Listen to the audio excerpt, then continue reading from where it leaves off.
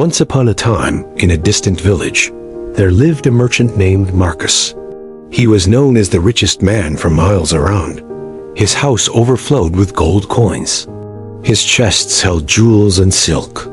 His walls displayed treasures from every corner of the land.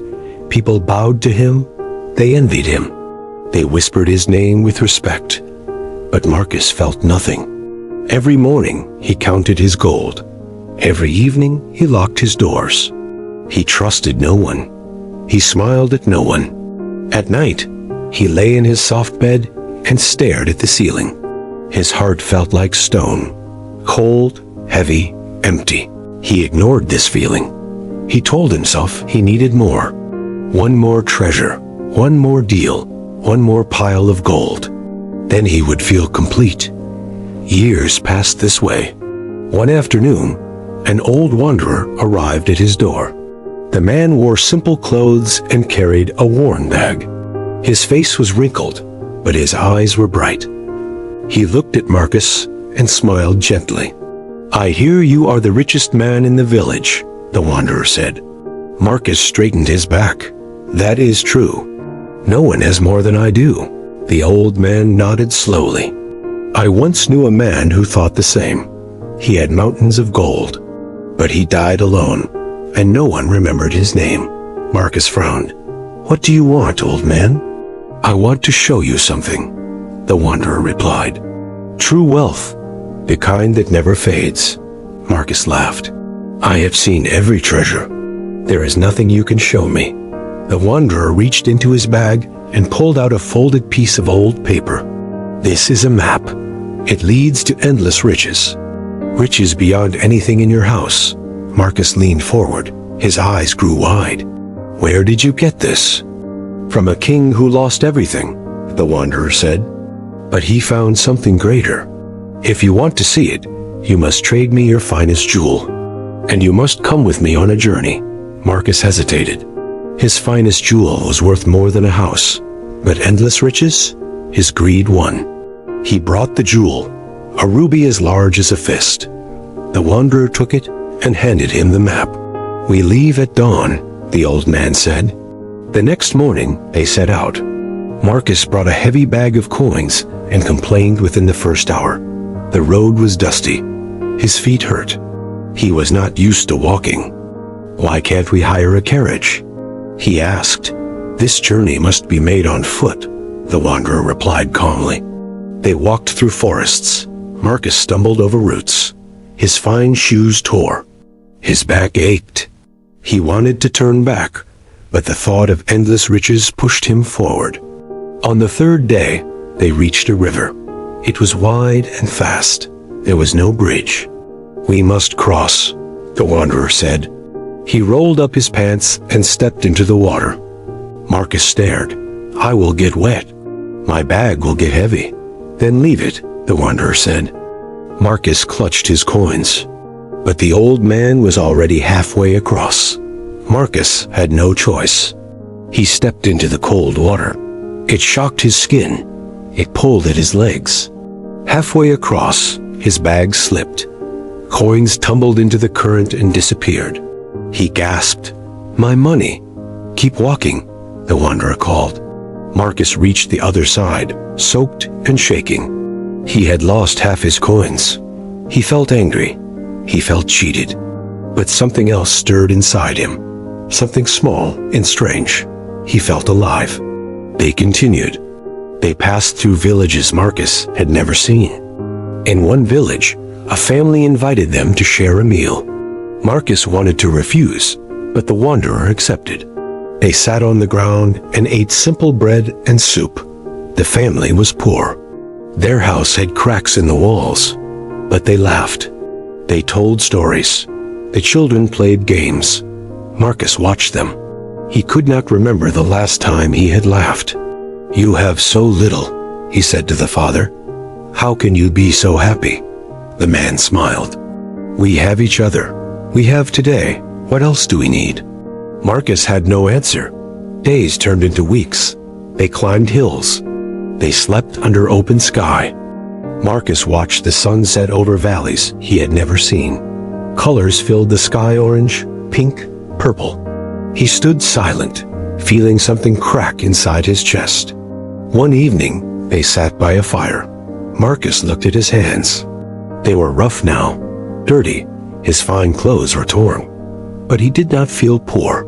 He felt something he could not name. "Old man," he said quietly, "I have traveled with you for weeks. When will we reach the riches?" The wanderer smiled. "Soon, my friend. Very soon." The next morning, they arrived at a hidden cave in the mountains. The entrance was narrow and dark. The wanderer lit a lantern and led the way inside. The cave opened into a large chamber. Marcus expected to see gold, jewels, treasures piled high. Instead, he saw only one thing: a mirror. It stood in the center of the cave, tall and ancient. The frame was simple wood. Marcus stared. "This is it? A mirror?" "Look into it," the wanderer said gently. Marcus stepped forward. He looked at his reflection. What he saw made him freeze. The man in the mirror was not him. Or rather, it was him, but not the him he knew. The reflection was cracked, faded. The face looked tired, empty. The eyes had no light. The mouth had forgotten how to smile. Marcus stumbled back. "What is this?" "This is who you were," the wanderer said. "A man who owned everything but had nothing. A man who locked his heart inside a vault." Marcus felt tears on his face. He had not cried in years. I thought I was rich." "You were rich in things," the wanderer said. "But things cannot fill a heart. They cannot give you joy. They cannot make you remember who you are."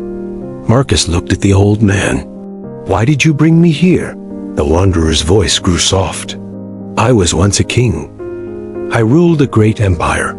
I had palaces and armies. I had gold beyond counting. Then war came. I lost everything in one night. My family, my throne, my treasures. I wandered for years, broken and bitter." He paused. His eyes grew distant. "But slowly, I began to see. I met people. I shared meals. I watched storms and sunsets. I helped a farmer plant seeds. I listened to a child sing, and I realized something." "What?" Marcus whispered. "Material things decay.